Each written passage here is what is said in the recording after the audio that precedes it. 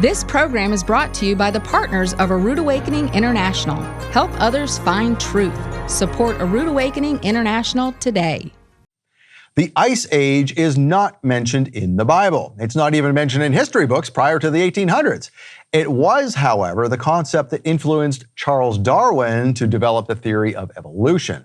Former earth sciences teacher David Nelson shares how faith in the flood became idolization of ice, because it's the end of the sixth day, the sun is set, and this is Shabbat Night Live.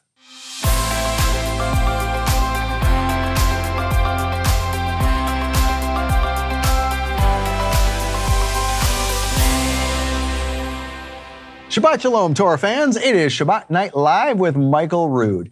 You know, just 200 years ago, there was no such thing as an ice age. Think about that. There was, however, faith in a flood narrative for several thousand years across almost every culture across the globe, which is now considered by many to be just a myth. How did that happen? Well, tonight we start a new series with a man who taught high school students about the Ice Age, but then he changed his tune once he applied actual science to the theory and discovered that Noah's flood is not only biblical fact, it was far more powerful than you dare to imagine. The Ice Age myth starts tonight with David Nelson. But first, it's Shavuot weekend, as seen on the astronomically and agriculturally corrected biblical Hebrew calendar. There, you see it right there. Let's talk about Shavuot with my co-host, Matthew Weimer. Welcome, sir. Thank you, Scott. Thanks for being here. We thank you for doing a series that you've done in the past. Yeah. Any other ideas for series in the back of your mind right now? I'm playing with some ideas. Oh, okay. Yeah. Okay. Yeah. So several more visits on Shabbat Night Live, hopefully, yeah. Mm-hmm. Now, Shavuot. So coming up this Sunday, we've been counting the Omer for weeks and weeks and weeks. We finally get here. Yeah. And, you know, I don't know, when I was in church, I failed to recognize that Shavuot had anything to do with the giving of the 10 Commandments. I mean, when you were in church and growing up in, like, what denomination did you typically grow up in? So, I think the biggest one that had the most influence on me was the Seventh-day Adventist Church. Oh, okay. Mm-hmm. So you had concept of Sabbath. Sabbath before, okay. Yeah. Mm-hmm. Did they correlate Shavuot with the giving of the commandments? Not that I remember. Mm-hmm. They weren't heavy on the feasts. Ellen White mentions them in her book, and in her books, but there wasn't a lot of emphasis on the feasts at all, just the Sabbath. Okay. Yeah. I mean, to me, it makes sense. And I think I probably heard it first from Michael Rood, but was that you notice how the tongues of fire and everybody speaking in different languages, if you go back to when the giving of the commandments, fire came down from heaven again. And right. You know, in our Christian minds might go, oh, that's a coincidence. But, right. But we fail to recognize that everyone there was not, you know, a Hebrew or Egyptian speaking Israelite slave. Right. Yeah, exactly. Yeah. So, yeah, I mean, it was likely a very diverse crowd. You think about, you know, they said, was it 600,000 men, but with their families, we're talking millions of people mixing throughout the time they were in slavery. It creates you spend hundreds of years in any location, you're going to mix. Exactly. Well, and Exodus tells us too, right? A mixed multitude also went up with them. Mm-hmm. I tell a lot of people who are first investigating, like, why do you do what you do? Why do you observe the Sabbath and these feasts? Like, what is this all about? I will always bring up that verse is probably one of the most, like, pivotal verses for me, is that tells us that before anyone was ever given any commands from God, it wasn't just Israel. Right. It was a mixed multitude that went along, and anybody who said, yep, we'll agree with that, was now part of Israel. That's right. You know what I mean? So it just makes sense. Yeah. Shavuot is this weekend. So for me, it's kind of like tongues of fire coming down from heaven, 70 languages. And you had something to say about the 70 languages, what that represented. So in the 70 languages were there, in Genesis 10, there's a table of nations, and there's 70 nations listed there. And they likely each had either their own language or their own dialect of another language that may have been similar. But what's interesting is that there's so many different peoples just right there in the Bible land, you know, the center of the earth, I guess you could say, the Middle East, North Africa. At the time it was, Jerusalem was right at the center of all the maps, right? Right. So it's I don't think we think about too much how diverse they were probably, how much diversity there was within that group right at Mount Sinai, hearing those commandments as the fire is coming down. The first 10, it's Yahovah speaking himself. Right. And then Moses had to go up. Yeah, okay. Well, so full of surprises. We correlate these things. And now another surprise is tonight with David Nelson. He's talking about how the flood, what we assume the Ice Age, it was actually a flood. And then in this month's Love Gift, which we'll see in a commercial here in a second, is all about how Israel and Wisconsin have twin geological formations. Well, how did that happen other than a worldwide flood? Right. Crazy stuff. Yeah. Well, thanks for joining us today. Come back next week if you would. Thank you. All right. Will do. Okay, so former Earth Sciences teacher David Nelson shares how faith in the flood became idolization of ice in the first episode of The Ice Age Myth. That is coming up right after the bread and the wine with Michael Rood.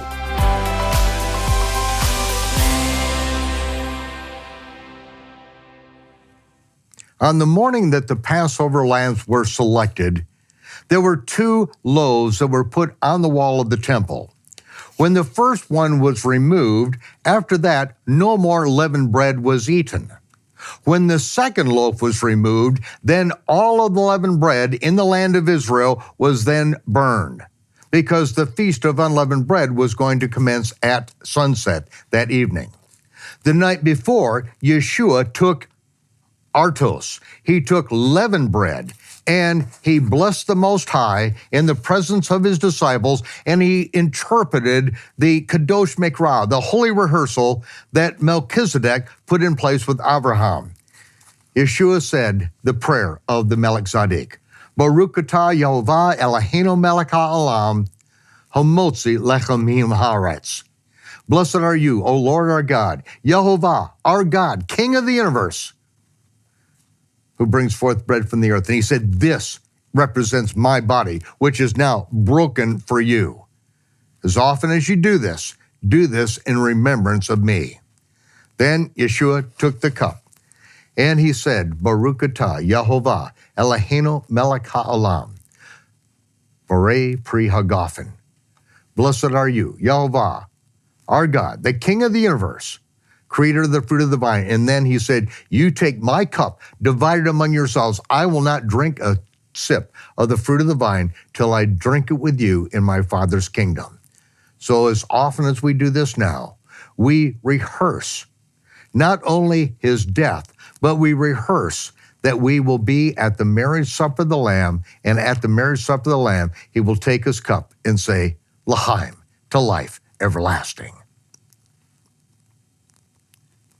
And until then, Shabbat Shalom.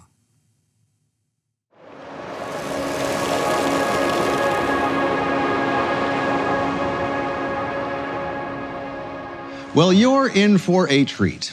In this series, we're going to investigate something that it's one of those things where you think, you know what, I always thought that, but I never had any proof of it. Well, we're going to introduce one of those things, and you're going to say, aha, there's the proof. I knew it. And you're going to be very encouraged by what you see, I think. This is going to be a fun series. Please welcome our guest, David Nelson. Welcome, David. Thank you, Scott. Good to see you. Good to see you. Nice to meet you. And I have to tell you, I'm so thankful for you, for the whole Rood crew, because for 9 years, you've been part of my spiritual family. And every Shabbat, I would turn it on. And this started around 2016 or so. So I thank you for the ministry and the opportunity for voices out there. Because even though we have freedom of speech in this country, a lot of times the voices aren't heard, and people aren't given a platform. And this topic has been, there's a little truth, but it's been majorly twisted, like so many things. And this has been, I believe, a strong curse upon the world for close to 200 years. And that's what we're gonna be getting into. How a little bit of truth, but veering from God's word, can lead to disastrous consequences. Amen. Well, and the thing we're talking about is, as some might see by the title, it's the Ice Age is what we're talking about, or what we think is an Ice Age. Right. And you know a little bit about this because just tell us briefly about where you come from and how you got here. Yeah, and it's interesting because right now in politics we have Doge. We got this, and most of the people are for it because it's exposing. And the way I approach it with this, Doge is representing the Department of Glacial Exposure. We're going to be going in and looking exactly at the claims. We're going to be looking at the science of it, but we're also going to be doing a lot of comparison to events. We're going to go to the Missoula flood, which has been ignored by much of academia, and we're going to be doing a lot of comparison. But so again, this is going to be it's a fun series because there's so much here. Please, people, tell anyone you know who's interested in the sciences, especially earth science. If you know of any earth science teachers, have them check this out. Prove this wrong. Okay? Because I've been doing this for about 7 years. People are excited. They're excited about this. And you were an earth science teacher yourself until what, 2013? Yes. So in 2013, I lived in the Kettle Moraine. So for those, again, I know this broadcast not just across this nation, but really around the world. So Wisconsin is this state that it's really famous for the Ice Age, because here in the last movement of the ice, it entered Wisconsin and again covered most of it. So it's called the Wisconsin Ice Age. So in the Kettle Moraine where I live, it's you can see on a map of Wisconsin where this Green Bay lobe and the Lake Michigan lobe come right together. And again, there's this land that the government basically saved. They kicked out a lot of people, they paid them off type thing, but that was back in the 50s and the 60s. And there's now like 60,000 acres of land that is for the public to roam on. I happen to live in the North Kettle Moraine in a town of about 20 people, and I'm surrounded by 30,000 acres. So nice. I can go outside and walk around and study.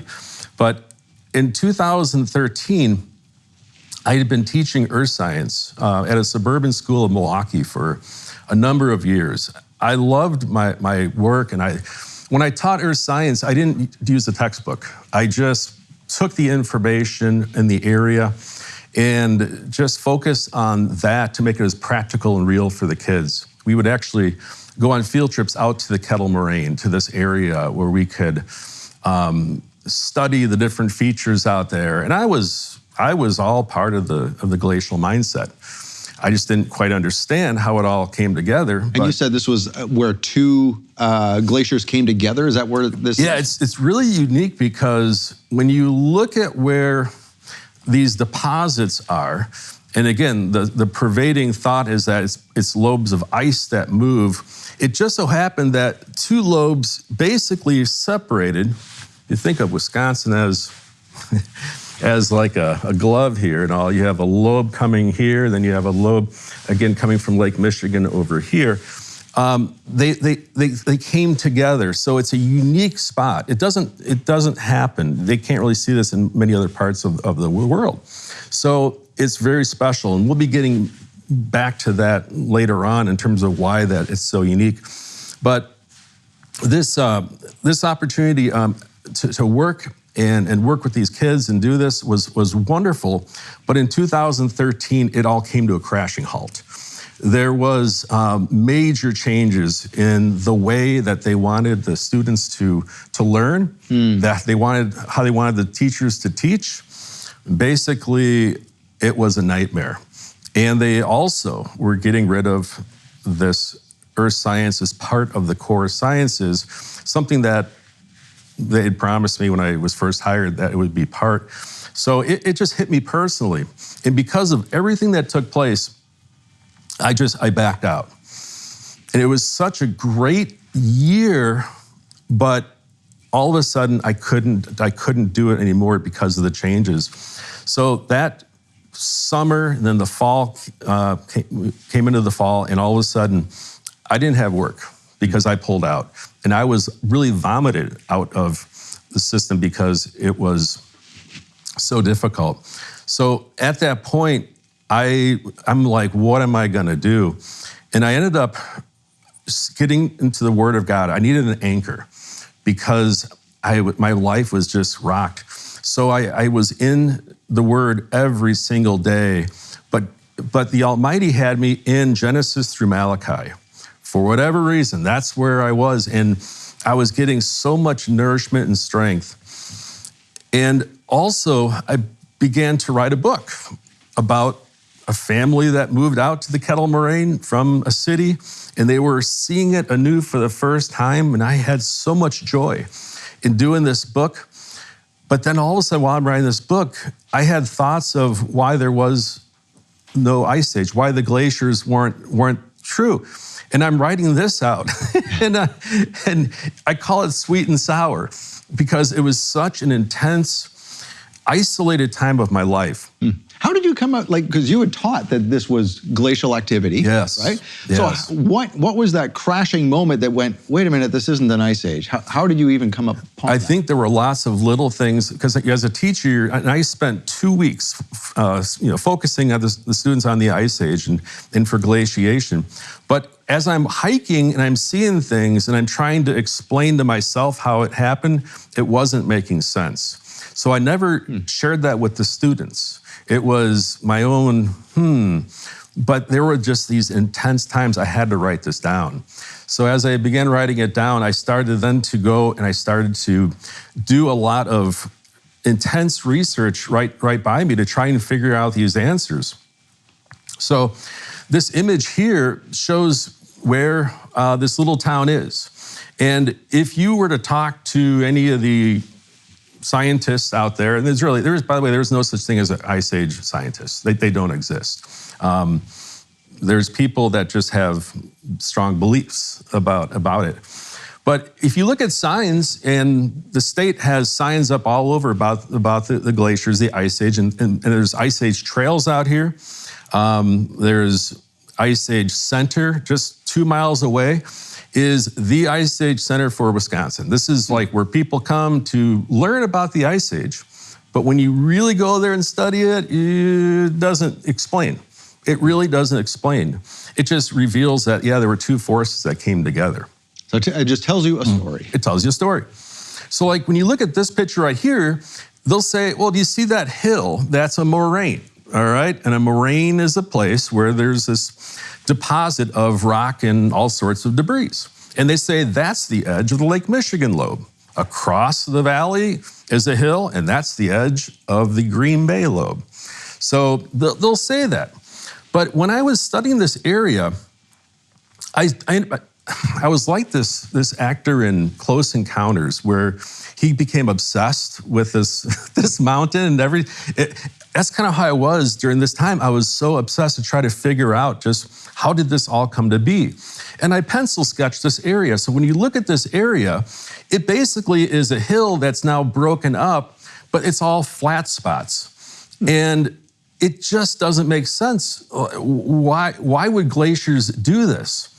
So not the weight of what do they say? The weight of the glacier made it flat? Is that their...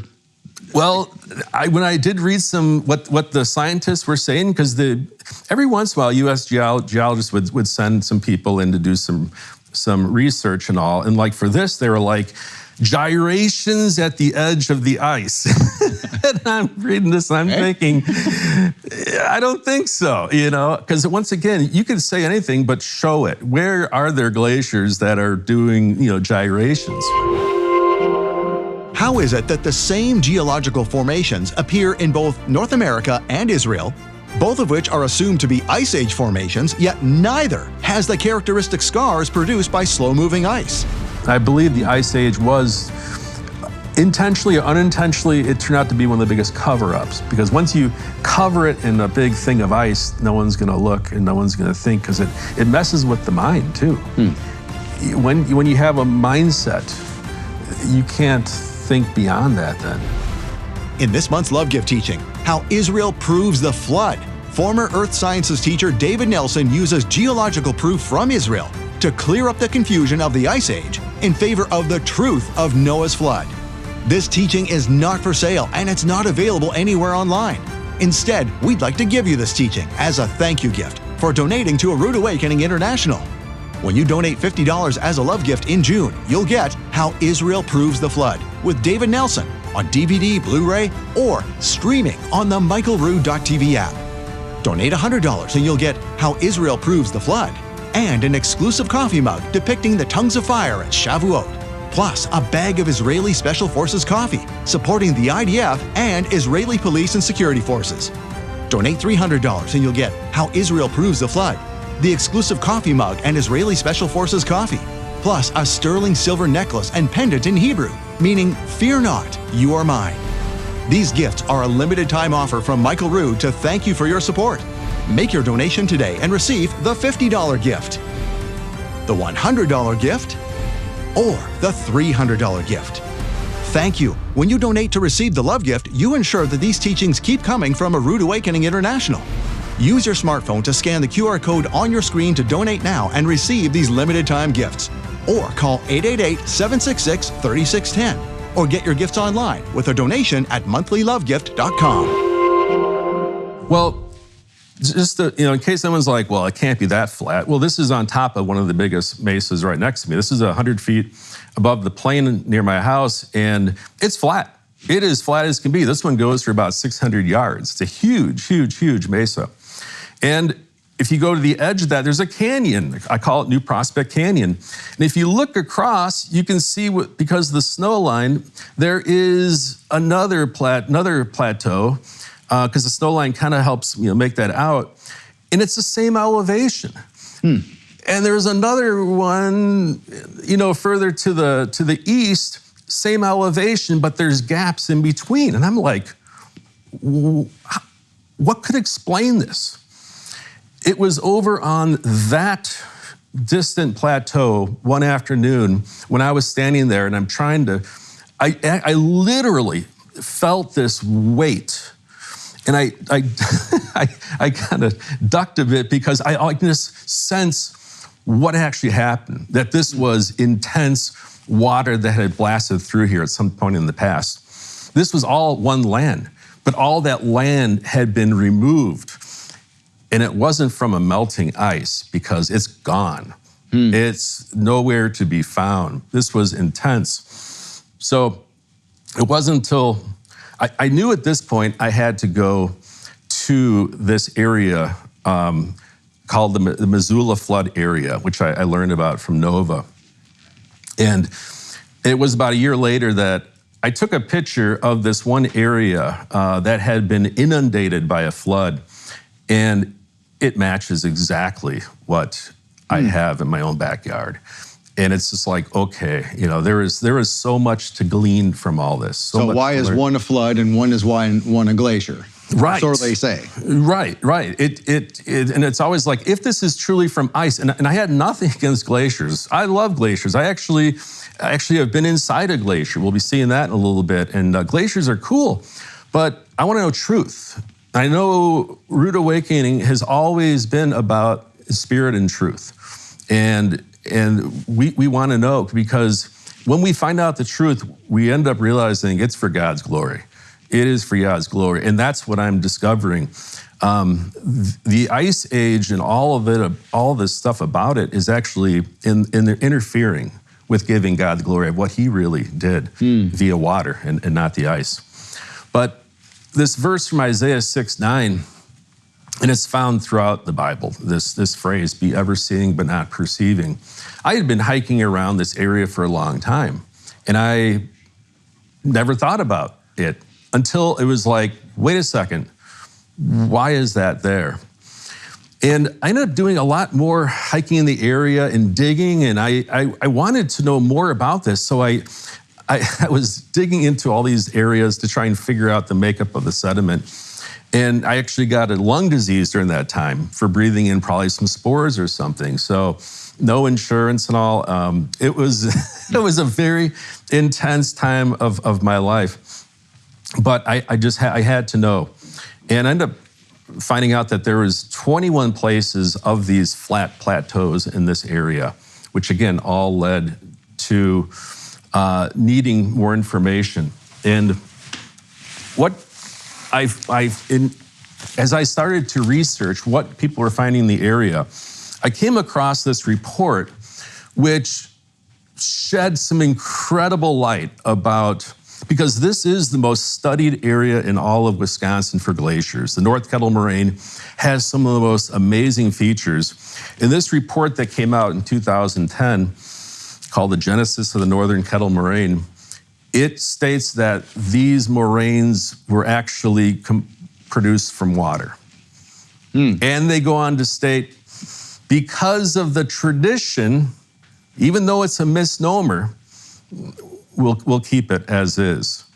Now, you drive around and you look at the signs, and you go to the education center, how much of this information is out there? Nothing. The people, they're not told this. And it turns out back in 1983, when I graduated high school, they knew it wasn't composed from ice. It was all water-based, which, why were they holding this information off? So does anyone make the excuse, well, ice is water when it melts. Absolutely. So yeah, we're both right. That's the fallback. Yeah, you have all this ice, and you always hear it, miles thick of ice. By the way, we're going to talk about continental glaciation. Is there any of that ice remaining, throughout Canada and the United States? No. We have glaciers in Greenland, and we have them in, Iceland and some other small areas up in the mountains. But this is all, as they said, it's imaginative. You have to imagine all of this. They don't have the evidence, but you have to look at it and see what it did. So three things came out from this. Number one, I had to do the research and just start seeing what people were saying and look at their evidence. I had to go to the Missoula flood area. I would show my students a movie from Nova called Mystery of the Mega Flood. And it's all about the story we'll get into in this next episode that we do. But basically, there was a major flood, major movement of water that all scientists now declare, yep, it happened. And there were features that were produced that are glacial features, like drumlins and eskers, according to the movie. So what are drumlins and eskers, real quick? Well, a drumlin's a streamlined hill. Okay. And an esker is like a snake-shaped hill. Okay. So we'll get into those more in detail later, but so it just perked my curiosity. They know a deluge happened, and they're saying it produced features that are similar to glacier. Well, I need to go there. It's like, I gotta go there. And also I needed to go to a true glacial moraine, at a place, we know glaciers were in the mountains, and we know the moraines that they formed. So I had to spend some days hiking those moraines. I'm in the Wisconsin moraines all the time, hiking around. Are they similar to these real moraines? Because I just had to know. I had to figure it out. So that set up the trip in 2014 to go out to the west and to study glaciers, or the glacial moraines from real glaciers, as well as this Missoula. So how do we know those are from real glaciers versus what they assume in Wisconsin? You can see right from the mountaintop the snow and the ice, and you can see the lateral sides coming down the mountain, and then you see the terminal moraine. Okay. So it's just, and you can go up to Alaska where there's plenty of glaciers right now and see those as part of the ice. So it's something that no one's gonna question, because you can see the source. You can right now see the glaciers. So the glaciers are still partially there. Yeah, in a lot of places. Yeah, if you go up to Juneau, Alaska, that's the whole east side.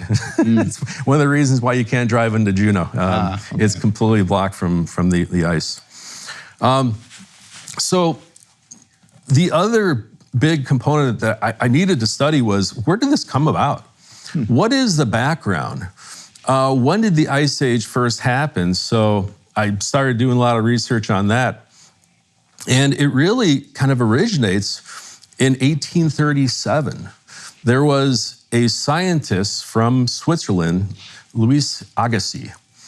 And he was the one, and there were some others, but he was the one that at this meeting, he presented his paper. And he said that there were more glaciers in the mountains in the past. They were bigger. And that's true. That is absolutely true. We know that. So many states have mountains, and we can see that the glaciers were there. But then he said, and the glaciers, there were glaciers that were so big that they covered most of Europe. And the result of this meeting is chaos. The people there were furious. They're like, how can this be? And he shared his evidence, but they're like, we don't want to hear that. So what's interesting is that in 1837, pretty much everybody, they had their Bible. Everybody was a creationist. But the thing is, how deeply did they believe God? That is one of the big things. Now, it's, I believe, very fitting that they reacted this way, because it's like, if these glaciers invaded, Europe and all, they're going uphill most of the way towards Switzerland. But what came of this is that they said, there's boulders, and water can't move boulders. There's scratch marks in scours, and we know glaciers can do that. So, but water can't do that, as well as there's moraines. So I bring those up because over the years, during the 1840s and into the early 1850s, the science community as a whole looked at this and were like, yeah, he's right. He's right. So at first, the knee-jerk reaction was, no, it can't be. But they, with their eyes and with their minds, they thought, you know what? Water isn't capable of this. If they had known what we know now, it never would have happened. It never would have happened. And I just want to share, can I read a couple excerpts from this one book? Because it's very, very interesting. And this book is The Ice Finders? The Ice Finders by Edmund Blair Boyles, How a Poet, a Professor, and a Politician Discovered the Ice Age. Okay. This is the first passage in the book says, today, anybody who stayed awake at school knows about that ice age. Something must have happened to make us wiser. It is not just that we got a new fact or two, our whole imagination about the earth and its ice has changed. The conquering ice of great ice a mile thick, ice that flows like the Nile and sweeps castle-sized boulders along with it, ice that carves mountains into valleys. So they're using tremendous, powerful poetry, but they're also using biblical phrases, as we'll see, but they're substituting water for ice, which is fascinating. So it was this whole mindset. And one of the saddest parts reading here, and this is just a sad reality, Agassiz had reached one of those terrible moments when a scientist must choose between his eyes and his beliefs. There are heroes who can do it. Buckland had been such one, abandoning his belief in the geological evidence of Noah's flood and then giving up on the diluvium altogether to accept the Ice Age. I'll bet you did not know that being an Ambassador Club member gets you exclusive early access to tickets to in-person events right here at a Rood Awakening headquarters. And I'll bet you didn't know that Ambassador Club members also get private invitations to surprise sales and other appreciation events, not to mention special gifts, cards, and other nice stuff. So why do ambassadors get all these perks? Because Ambassador Club members are the ones who keep the lights on, who make sure that new teachings keep coming, and and they're the ones we can count on because they're committed every month. The Ambassador Club is an automated donation program of $100 a month or more if you'd like. So if you appreciate the consistency of a Rood Awakening videos, social media posts, events, and most importantly, people to pray with you on the phone and help answer your questions, be a part of the consistency that makes it happen. Join the Ambassador Club. The sad reality is, once people started accepting an ice age, they were believing that the Bible cannot historically be true because this age had to be very long.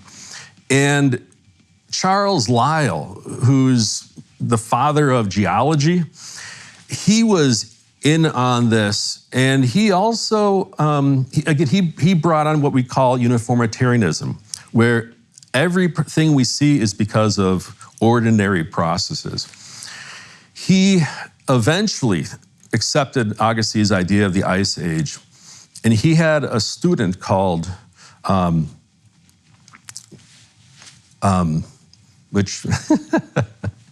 Charles Darwin. Oh, okay. Yeah, so a young Charles Darwin. So Known to his classmates as Chuck. yeah, there you go. Right.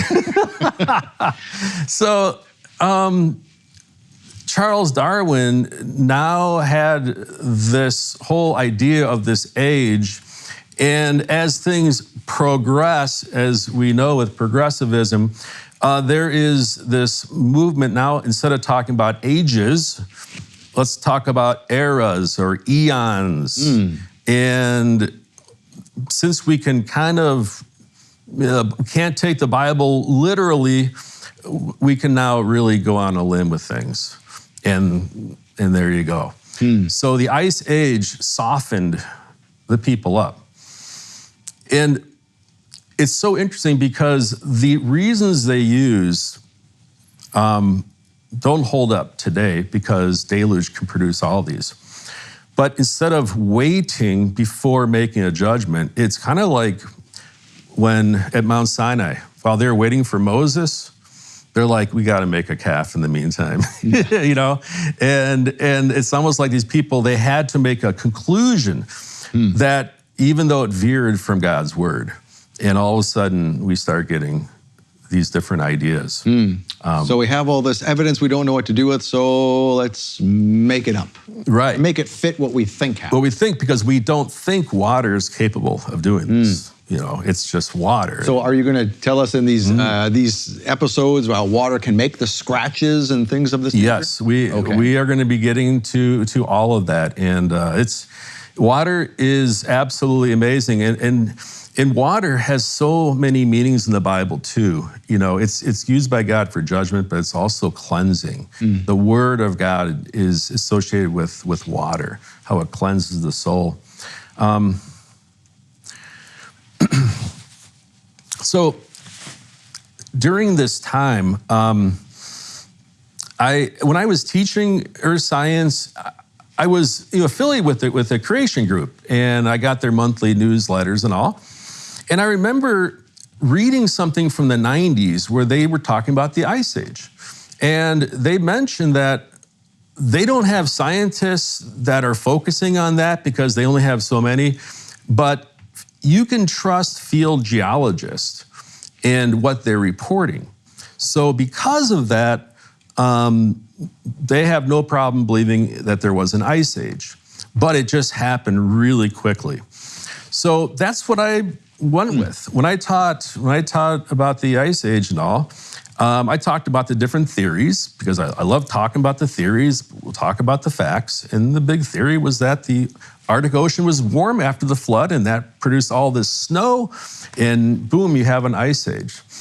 Well, as I started contacting these creation groups about actually coming across evidence that Wisconsin was not affected by ice, at first they were curious, but then they basically shut down the contact and took me off their mailing list. Oh. Even though I've been part of it for, 15, 20 years. So goodness. And then I realized they produced a book called like The Ice Age, Real and Recent, or something like that. And I'm thinking, okay, so they're heavily invested in this. So the idea of them, if they were to tell people, no, there never was an ice age, they would be losing their clout and all of that. So I recognize, kind of like Ron Wyatt, was he worked with creationists, but how many creationists, talk about the ark that he discovered? They don't lift it up, and that always confused me. Why they wouldn't, and just instead put it down when there's so many things to support it. So, and now you know why. Now you're wrong, just like Ron Wyatt. Right, Yeah. it's absolutely. And I'm thinking, well, maybe I'm onto something here since I'm getting the same treatment there. So, Scott, let's go into a glacier, okay? Have you been to a glacier before? I have. Living 38 years in Canada, first part of my life. No, I've never. I may have skied on one and didn't know it, but yeah. Yeah. I was in Juneau, Alaska, a number of years ago, and already the wheels were going, and I'd already made some trips to the Missoula flood area studying deluge. But I remember being in this glacier. It was eye-opening. When you are able to walk into a glacier, it is a blue world. And it's like the Ice Age movie where they're seen inside. It's very much true, just like that. But when I was in that glacier, I'm realizing, where's all the sediment? You see, in where I'm at in Wisconsin, if you're going to have a lot of these big features, you had to have rock and sand and all this debris way up that has to come down a chute to make these different features. I'm in a spot where there's nothing. There were some rocks in there, but that's because in the mountains, you have earthquakes, you also have natural rock movement where it tumbles and it lands on top of the ice. So there were rocks that were in the ice, but not many. Those rocks did not migrate upwards. And it hit me that, oh my gosh, they have to have vertical migration in order for when I say the Ice Age, in order for them to justify how things came to be.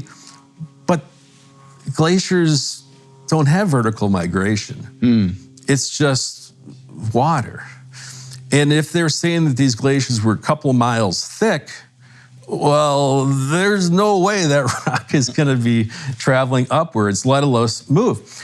The other thing that hit me, Scott, is looking at this picture, I'm like, I've been throughout Wisconsin and the other states around here. There is no spot that looks like this, where you have this jumble of rock. I mean, you just can't walk around here because the rock is every which way. But when you walk around areas that have been glaciated in Wisconsin, it's never like that. You can walk around. You seldom have to trip over a rock in many, many areas.